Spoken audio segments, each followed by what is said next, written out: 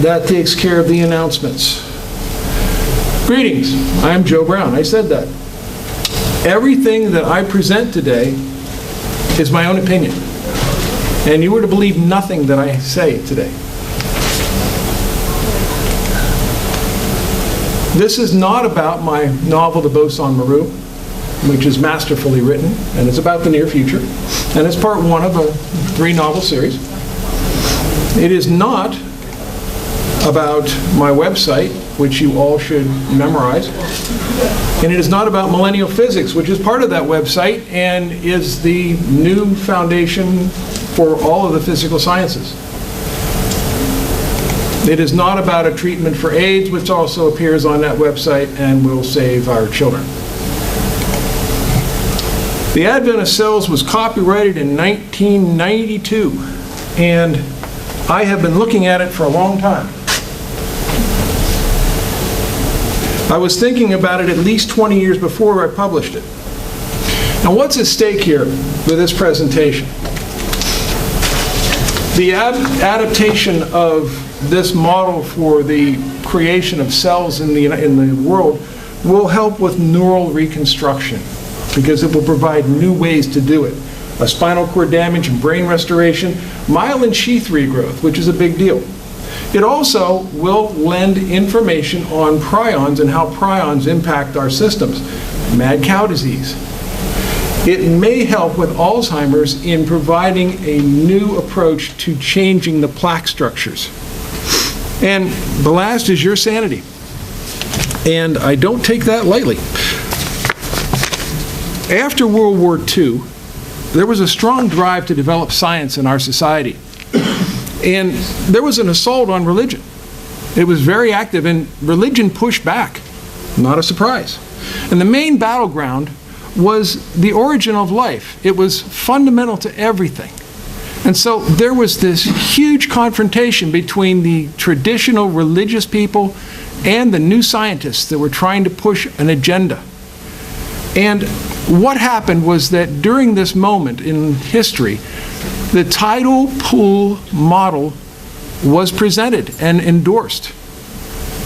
The tidal pool theory, for those of you who are model, is basically that there was no life anywhere in the world, and compounds started to collect in the pools that surrounded the oceans and lakes, on the edges of them, and the sun was driving the system as a power source, and life magically appeared.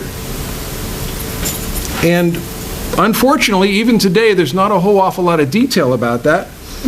And especially in the 1950s and 1960s, there was no motion at all, but there was this tidal pool model, which was the religion of biology. And there was no development of the model that connected all the dots. They never closed the door on how life came to be through the tidal pool model. And everyone trusted science to link that chain of events, and back then we were ordered to believe that structure, and that was it. And that's where I came into the picture. And there were problems with the tidal pool model. There was, tropical storms was the big one.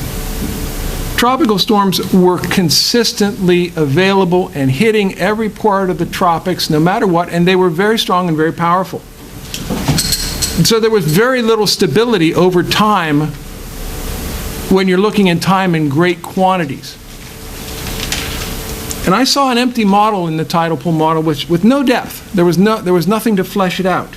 And there was also, at a time later when there was progress in computers and chemistry and in other biologies, there was no progress in the tidal pool model. We didn't see these magic new processes be defined. That didn't happen.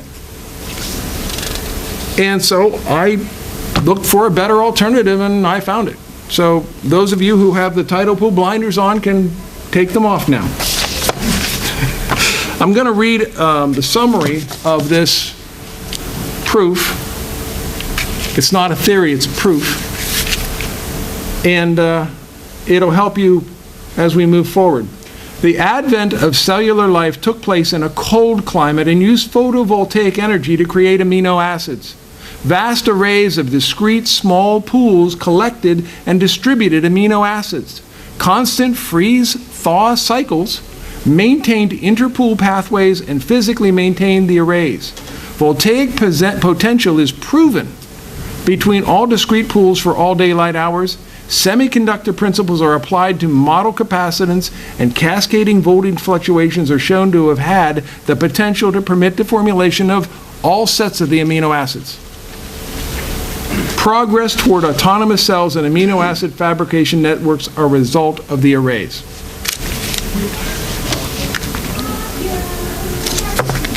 Ooh.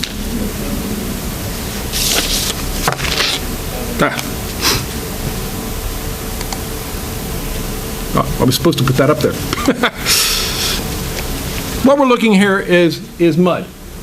This is a mud system. It's cracked. Mud cracks when it dries. We've all seen this. We've all studied it. We've all looked at it. And I want you to notice a couple of things about these pictures. This one, for instance, you can see that right there is a big chunk of something, and around it is surrounded with a depression.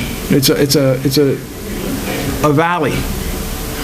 And if we're talking about an array, we're talking about the part that's up top, not the part in the valley. The part in the valley just washes away everything.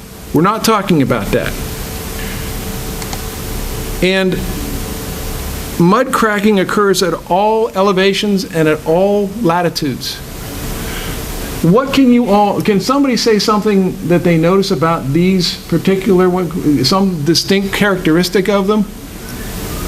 They form a natural petri dish. When mud dries, it curls its edges up. So if you have an array of these, you have an entire collection of petri dishes that span the whole region of which you're speaking. Now, I bring this up to make a point that a lot of the information that I'm going to provide also will jive with the tidal pool model. It's just that the tidal pool model doesn't have some features that I'm going to present here that work here.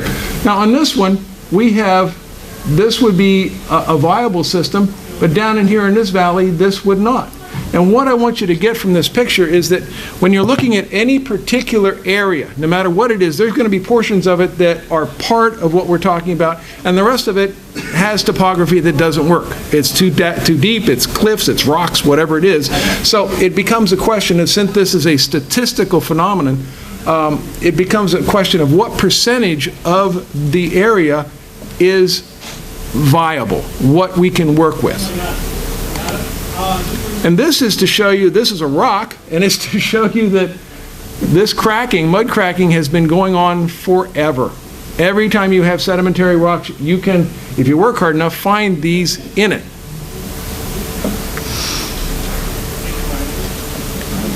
Since we're talking about a much colder environment, we're talking about freezing and thawing. And we here in this area understand what a pothole is. We know. We spend money on our cars because of them. And potholes are primarily caused by frost heave. Now, some are caused by tire abuse, and I know, okay, but the primary model of a pothole is that area of a flat surface that has been crushed and decomposed by ice, and then fragments and is, with some process, the material's removed. And we have frost heave and we have potholes. And we're also going to have pingos. What's that? We'll get there. It's a big deal. Here is a classic diagram of how frost heaves work. And it's interesting because the majority of the ice that is formed under the surface comes from the ground itself. It percolates or capillaries up and feeds what's called the ice lens, which is that guy right there, because they tend to have concave surfaces. And that's a big deal too. But the point is that I always thought the water came down through, and it doesn't. It comes up through. So it takes advantage of the water in the area as it forms. Now here's another illustration. This is a little more severe. This is normal ground, and the surface area above it has gotten cold. So it's starting to freeze the surface here. And as it freezes the surface, of course, the water continues to come up under this patina of what is now frozen, and the water comes in and percolates up and forms that ice lens right there. And after a certain point, this part gets cold, and you get a second ice lens. And this can compound one on top of the other. Now, not too many, but the point is, it can stack, and they've shown with experiments that it can stack significantly. There's some really nice things about this picture. Each one of these is a frost heave. Each one of these has been caused by what we're talking about, where these have been built up and then the water was melted and they collapsed and they formed nice little dimples. The other thing I want you to notice is right out there is an ocean. So these things can happen right next to an ocean. So if the ocean is moving onto it or moving off of it, these things are available to catch whatever's coming in.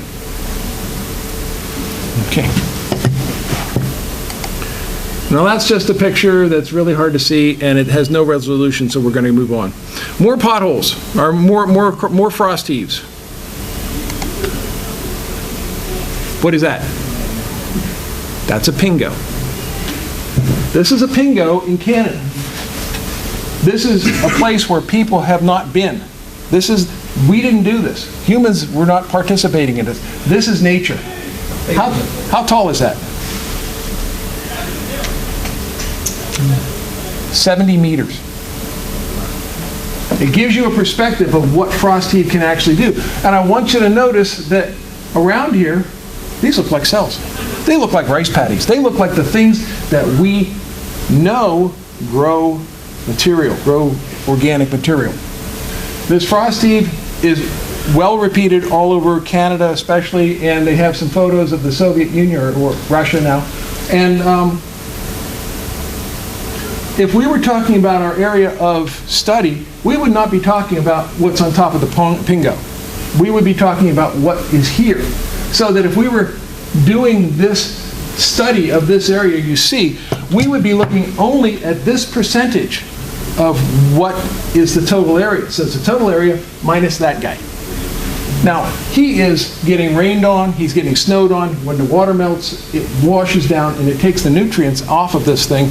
And so it does participate, but when we're talking about candidate cells, when we're talking about the flat and the lattice, which are buzzwords, we're talking about this area. And this is in the Soviet Union, this is in Russia. And again, this is out on the steppes, and you can see that these dimples in the ground continue further. They're huge. Those are trees. Those are not bushes. So these frost heaves can become huge. So we're not talking anymore about a puddle that's this big. There is no size limit, no constriction of size that will satisfy the models of developing cells, where there are living cells where there were none, is the point of all that. And that, I think that's a pothole. And, okay. Now, the next one, these are just potholes. Again, this is a classic, and it's not on a roadway, it's just a pothole that was made through some other mechanical means. And this is where I want to be. I want you to notice that these are adjacent potholes. This is a huge area, as you can see. And we're going to talk, or I'm going to cover, how the information or how the materials get transferred between these guys in ways that are not obvious. And you could flood them and have it all go over the top, but we're going to talk about it going through the walls, because that's a lot more fun. Have I covered everything I was going to cover? Okay. We are now at my first illustration. This is cell wall maturation, total exposure of all the wall materials. These are two frost heaves. These are two potholes. Any two potholes, it doesn't matter. But they're in an environment where they're going to freeze, and they're going to thaw and freeze and thaw and freeze. And as they freeze, the ice pushes against this wall that is between them, and it actually crushes it together. And we've seen this a lot. I mean, it's not anything that's new technology. And as you see, it continues to push it until it narrows. And what also happens is that all of the material in that wall gets addressed as a small particle by the ice. The ice gets to look at everything that's in that wall as it crushes it together, and it wears it down. And it gets to dissolve anything that it can dissolve, because it's crushed it with ice and then thawed it in nice little particles, and if it's allowed to dissolve, it will. So the wall gets narrower, the materials get crushed, until it reaches a certain kind of equilibrium. What that means is that when it thaws, the debris falls down along the wall. I mean, it melts, bam, it falls down. But then the ice comes on and pushes it together again, and pushes it up, and you get this little bump here. And this happens constantly through all fall and spring days. We will talk about that. I also want you to notice these guys. They're cracks. Now, I will point out at this time that those cracks are used by modern plants and the roots of modern plants to work into stones, including granite, freeze and fracture the granite so that the root can grow farther. We'll get into that a lot. Scientists have looked at the topography of the Earth over its history, and they have come up with a few viewpoints, and one of them is that the world was a lot rougher back then. There were features that have been since worn down by erosion. Erosion has become far more opportunistic because you have plants and animals eroding things as well, not just the natural weather forces and temperature forces. So we used to see, if you look back to where we're talking about before there were cells, you have a world that's much rougher, much more difficult and jagged. But one of the things that the scientists do not look at is the increased quantity of really flat things there were. There were a lot of places that the erosion just filled in these depths and filled in these valleys and made them completely level because there was nothing to disturb them. These are all over the world, and I'm asking you to consider that the epoch that we're talking about, we had a lot more flat surface than we do today. And somebody just last week brought out a statistical or topographic study that proved that the state of Kansas is flatter than a pancake that's made on a flat iron grill. They took a pancake and did the geometrical comparison. The pancake is rougher. So we have areas that, they're distributed all through the world and all through the latitudes and elevations. Unfortunately, the tropical flats were targets for strong weather. I mean, the weather at the equator is much stronger than it is anywhere else, so their viability over time was diminished, as far as I looked at. Just my opinion. And there's an example. That's the Bonneville Salt Flats. We can drive out and look at that. I want you to notice a couple of things. It's surrounded by mountains, and it's wet. It got rained on recently there, and you can see that it's a nice sheen of water. Big deal. It's a big deal. But you can drive there next week and see this if you wish. We're going to define a flat. Now, this is a nickname that I've created. It's a flat. It's a regional definition. It's meant to be a large area, not a small area. It has a specific latitude and a specific altitude. And since we're not talking about tropical, equatorial latitude, the location is significant because of the angle of solar activity. The sun's going to hit it more at an angle if it's the farther north it goes. And altitude, you lose the concentration of the gases in the atmosphere, but you also lose an opportunity to gather the rainfall washed erosion materials, the nutrients that are coming down, because they're not coming so far. Everything below you is getting something else. And again, as I said before, you're talking about an area that's the total area minus the rocks, the valleys that are too deep to work, and the things that aren't flat, basically. So the flat is an area within an area. And again, the flat properties, it's not on the equator. It's not going to happen. The material makeup is a big deal. Whatever the cell is going to be doing under sunlight is going to be defined by what materials it has available. If you got a lot of sulfur that's being washed down out of the mountains, it's going to have a different focus. Climate and altitude, if it rains all the time, there's going to be a lot of difficulty getting stability. If it never rains, no stability. It's got plenty of stability, but no features. And the solar angle, as I said before, because we're talking about non-equatorial, the solar angle is going to become a great field of study. So the tidal pool was a great learning model. Every time you had a storm, the products got diluted and washed out to sea. So there was no stability. And it was really good that you had a change of state between day and night, but there's a better change of state from ice to thaw. So the optimum shift is that change of state from ice to thaw. Now, the other part that I wanted to make a point of is that we're not talking about stability over 100 years. We're talking about thousands of centuries. And it's not possible for those tidal pools to be stable for that long.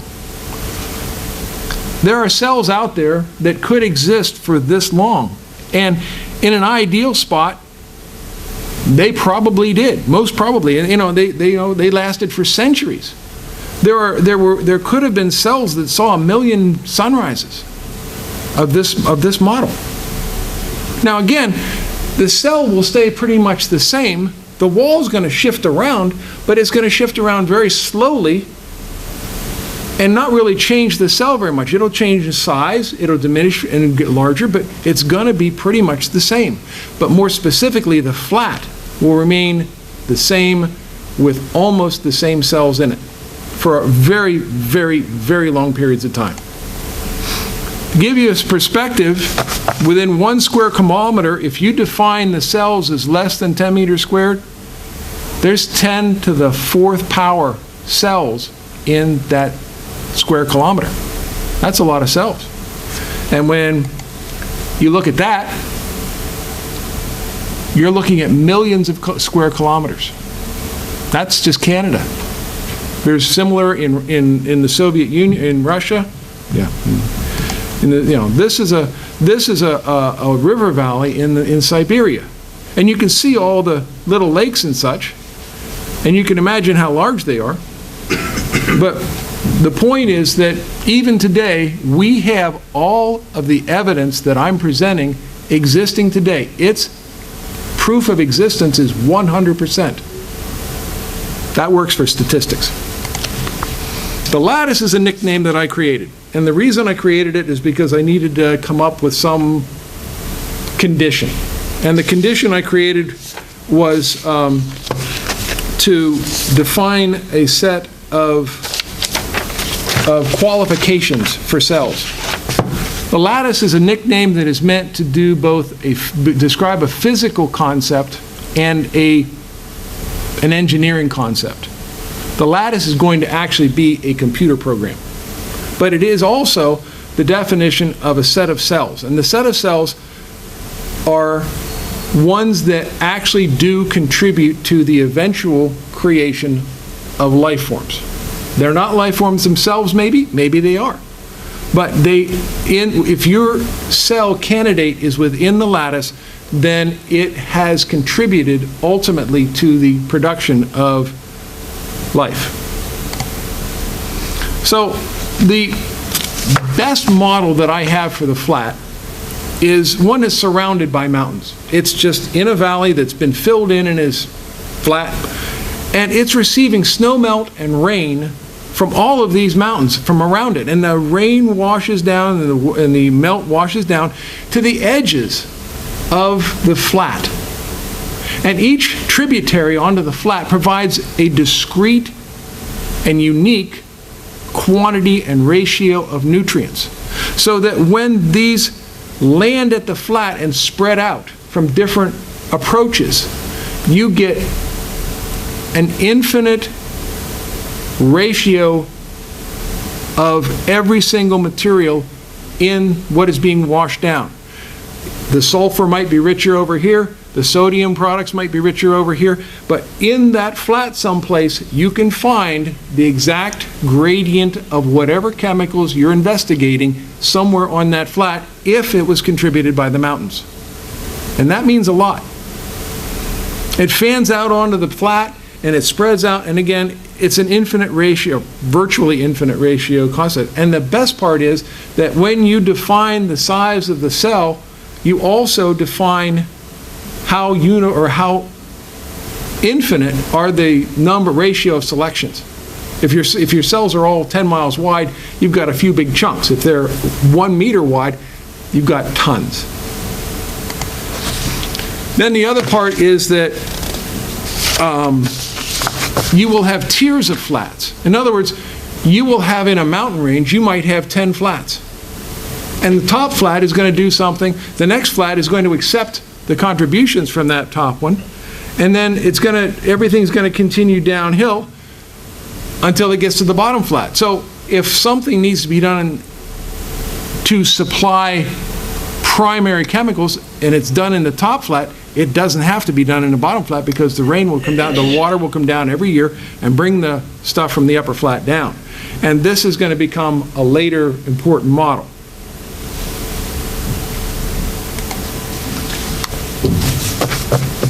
Those are rice paddies. I got these last year when I was doing my presentation on water, so I still, I'm lazy.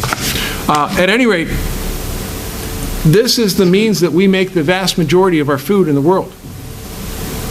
It is something that everyone takes for granted. And again, this is all based on my model. These are not tidal pools. These are cells.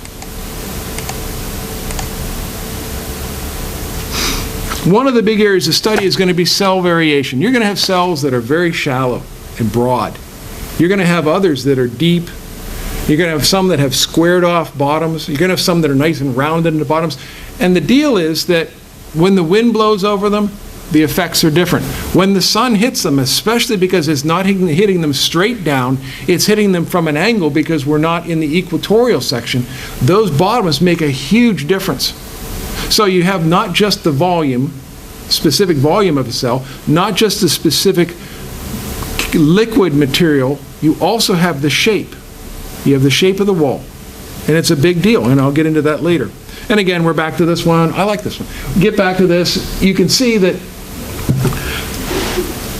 you're pushing, and if this is nice and shallow like this appears to be, then you're basically not going to get much wall. But if you're really deep and you're using lateral forces from a very deep one, you're going to get a lot more action. You're going to push the wall up higher. It's going to be different for each and every one, and that's the point. In the lattice on the flat, there's going to be a set of candidate cells that may or may not be life. You don't know. You don't know whether they're going to be successful or not. But they're going to be different. There is not going to be two exactly duplicate cells anywhere on the flat, no matter how large you make it. So there's always going to be a difference between one cell and the next cell. There will be, when the sun is shining, there will be a difference. The wall material has been accessed completely over time. And I talked about that before. It's been crushed and recrushed and recrushed over the centuries.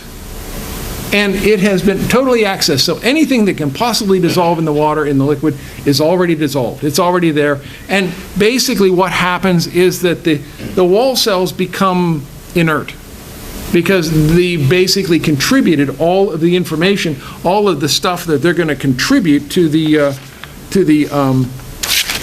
cell has already gone into it, and it's either been rejected or it's been absorbed, and it's floating in the liquid. But the nice part about this is that when the cells do start to use this material to manufacture stuff, it's going to be important that that freeze-thaw is going to be able to reliberate replenishment. We're going to talk about seasons, and this is pretty formal. In the winter season, there is no activity. It's frozen all year round. It's frozen all season. Now, the season can last a century. It can be frozen for 10 years. It can be frozen for a week. Doesn't matter. When it's frozen, very little or no activity occurs inside the cell as far as production or anything. In the spring, the heat of the warm air melts the surface ice, but it doesn't work down to the permafrost. It doesn't melt the entire cell. In the summertime, it's liquid all day. The sun comes up, it's liquid, it goes down, it stays liquid all night. And in the fall, the surface freezes, but not the liquid. And this is a lot of fun to study, trust me. When you start seeing all the stuff that can go on with these, it can be a blast, and it will be. In the winter, it's frozen, it receives rain and snow, and the wind delivers nutrients and deposits them on the surface. Now, again, who knows how much? In the spring, the surface thaws during daytime hours, and there are actually 4 changes of state per day, as compared to 2 normally. Nutrients are deposited on the surface from all winter, begin to mix, and the spring rains and snow melts deliver more nutrients. Spring's a great time. Summer, the liquids are running 24 hours. There are two changes of state per day, but the sunlight is much more active because it's summertime. In the fall, the surface is static and freezes, but the liquid below remains active. 4 changes of state per day again, and any of these can occur for centuries. It doesn't matter. On the daily question, you have daytime and nighttime. Daytime, nighttime. Okay. So there's 2 changes of state every day. So for those million days, million sunrises, you're going to get 2 changes of state, no matter what. Because the sun's going to come up, the sun's going to go down. Now, one of the things that occurs at this era, this moment in time, is that there's no real complicated compounds or chemicals in these things. There's no big long chains of anything. There's simple molecules. And these simple molecules are just hanging out. They're being produced by some process that's not technical because there's no cellular activity. Technically, there's nothing going on. They were combined because they washed into the right cell. The sunlight has the opportunity to work on them, but they're simple molecules, and I'm asking you to think for just a second, what happens to a collection of molecules that might be adjacent to each other when they're frozen in ice? They're stuck, they're captured. And the sun comes up on a fall day or on a spring day, and it hits those molecules, and they're already being compressed by the ice. They're already being smashed together by the ice. And what work that sunlight has to do to change those molecules? I don't know, but it just seems like it's interesting. Scientists demonstrated about 10 years ago that in any saline solution, sunlight creates photovoltaic activity. So every day when the sun comes out, each one of these cells is driven by the sun. It's low-tier chemistry, as I said before. These aren't complex compounds. So the sunlight does have an opportunity to do work on these every day. And, some of these, could, millions of days. Again, I don't think do we have any electrical engineers here? Yeah, okay. We're going to talk about cascading capacitors, which is a big deal. A capacitor these days is made up of 2 sheets of metal, usually very thin, and what is between them is a piece of polymer, a piece of carbon chain plastic. They are put together very close together, and what happens is you provide charge back and forth to them, and each plate builds up charge compared to the other one. And these build and build and build until one of 2 things happens. You either short it out and let it drain into some ground, or the voltage becomes so powerful that it burns through the plastic and the capacitor is worthless. The job of capacitors is to store electrical energy. Now, what we're talking about with cascading capacitors is that we build electrical systems typically that we try to balance. And when you're having work done in an electrical circuit, that balance is constantly shifting. So we use capacitors to kind of buffer things, to kind of smooth things out a little bit, to keep it in balance, to keep it steady state. But you can do things to that circuit which cause one capacitor to get upset.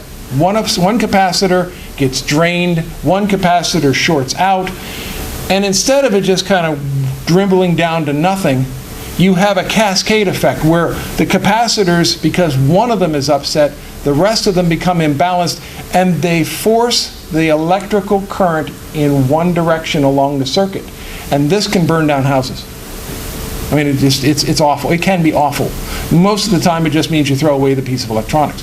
But what it gets down to is that we have shown these cascading capacitance systems, if they're built with high voltage and built with high current, can do anything. What I'm talking about is 100 square miles full of capacitors. Each capacitor is the size of a cell, and you define how big that cell is. And it's being fed by the sun for all summer days. Now, the difference between one cell and the next cell is virtually nothing. But the difference between one cell at the north end of it and one cell at the south end of it, especially because the one at the north end of it has a different chemical composition than the one at the south, is a lot.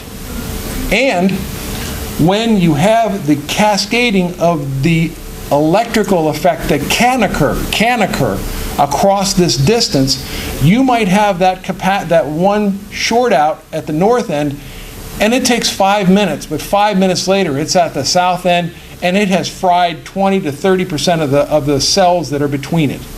And this is a big deal, and the reason it's a big deal is because that process over an area of 10 to 100 square miles can be shown to be powerful enough to manufacture any biological chemical that you want. It can make every single chemical that you can imagine is necessary to create life. Now, do you remember we were talking about those cracks? Now, I want you to imagine that a whole collection of cells, a lot of them, have been here for a couple of centuries. And over the winters, they've been cracking through. There have been holes punched into these walls with freezing. And there are simple chemicals in these cells, and those chemicals, because it is so cold, when they're flowing through back and forth with osmotic motion, these cracks get filled. And as the temperature goes down in the fall, more and more cracks get filled. And as the temperature goes down into the wintertime, those cracks are stuffed with these molecules. Now, these molecules start out real simple and they get more complex as time goes on, and we'll get into that. But no matter what, this will occur. So you've got these cracks that through the winter are being filled with fat. And the spring comes, and the cell begins to warm. And these plugs of fat start to dissolve with the heat. And as the temperature goes up every single day in the summertime, that plug diminishes in length. The number of molecules in it diminish. And as the summer continues, the heat builds, but also the photovoltaic potential within the cells increases. And as it increases gradually every day, and that cell and that set of fats in the cracks diminish every day, it finally gets to the point that you have not quite enough fat in there to keep the current from transmitting across the plug. Now, that plug could be 5 molecules wide. That plug could be 30 molecules wide. So what I'm going to ask you all to think about and come up with an answer, you're probably going to be first. In today's modern electronic parlance, what are we talking about? What is this plug now?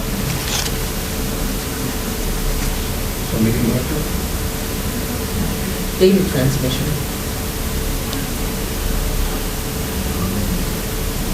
It's a transistor. And the gate is temperature. When the temperature goes up high enough, it sends it across.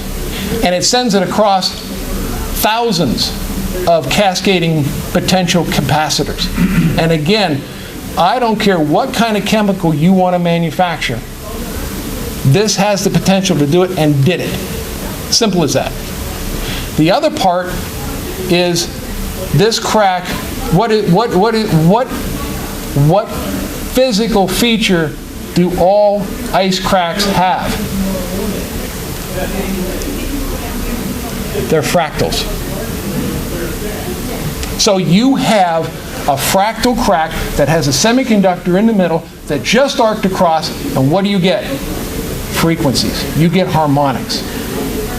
Not only that, because the harmonics are based on the plug and the crack, you get a set of harmonics. You get a set of frequencies generated, and these, again, are even more capable of manufacturing any kind of chemical that you want to create. The best part about this is the big, what I call the big kahuna, and we're almost done. Almost the big kahuna, which is a Hawaiian term. The deal is that eventually these cells are manufacturing enough of these fats, I call them fats, that they're going to coat the whole bottom. And so that stops all the cell. That stops all that transmission because they're plugged all year. But as the freeze-thaw occurs every winter, these openings get huge by comparison. They get larger and they stay open. As you know, in the spring they thaw, and they become incapable of doing what I'm describing, what I've just described. They're open, and there's no frequencies, there's no power transmission, it just doesn't work anymore. So there was something that they created, and again, this is magically created, that was very important because what it did is it wedged in there, it got caught in that crack, it was osmosis, pushed it through, and it got caught, and because it had topography on it that could match the acoustics that were previously needed to manufacture those specific chemicals, it continues the process after they get big. What is that? Mitochondria. And that's how we got mitochondria. Now, I don't know how mitochondria got formed. I really don't, but I have an idea. And the idea is a chemical called glacial acetic acid. Anybody ever heard of it?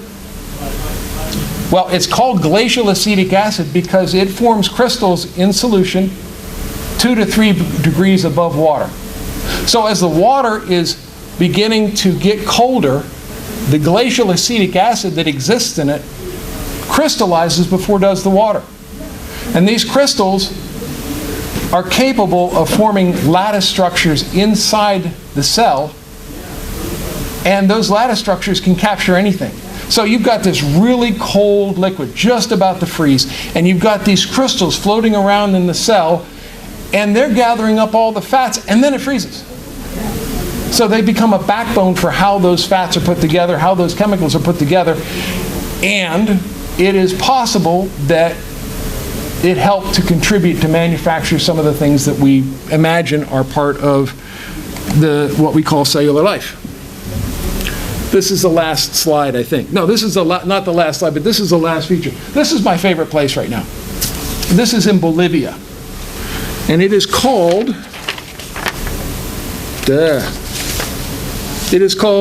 Salar de Uyuni, U-Y-U-N-I.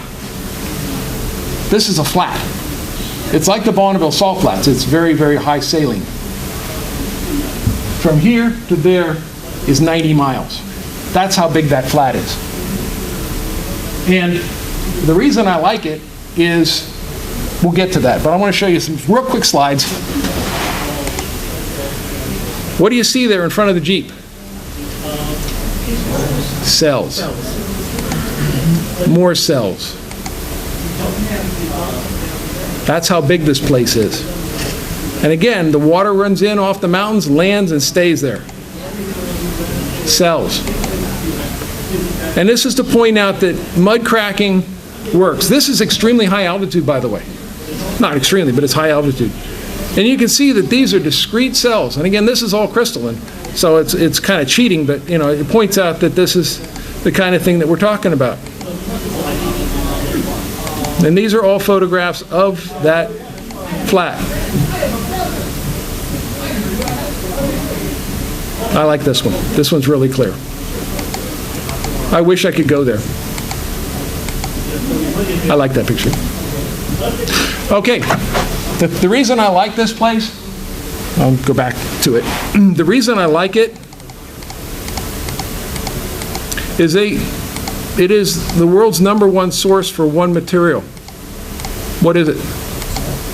No, but it does, you know, there are lots of places that make salt. It's specific salt, specific metal. Borax? Lithium. This is where we get our lithium for our batteries. Holy shit. Yeah. So what we have is a cellular system that has a power source built into it. And it is a fantasy, but the reason that's why I think it's so much fun, is that it would be really cool to envision a logic system in that flat. Maybe 20 feet down, they may discover that there's a whole circuitry that every day when the sun comes up, they get transmissions back and forth. I'm not saying it's an intelligence, but I'm saying there's some kind of switchgear down there. I don't even know how they'd find it. But that's why this is my favorite place for now. I want to thank you all very much. I will be at the Meet the Scientists after the opening ceremonies. I want to thank you all for coming, and I hope you enjoyed it. And just remember, you heard this first at Balticon.